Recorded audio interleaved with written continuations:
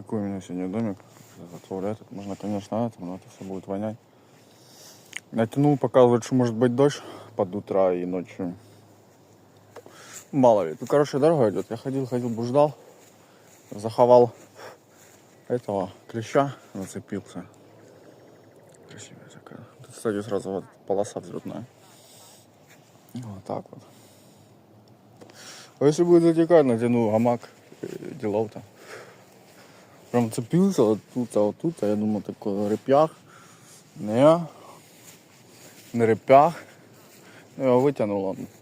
Вроде бы без башки. А если даже с башкой, то ничего страшного. Организм их выкидывает сразу. Либо они там сами умирают в коже. Классно.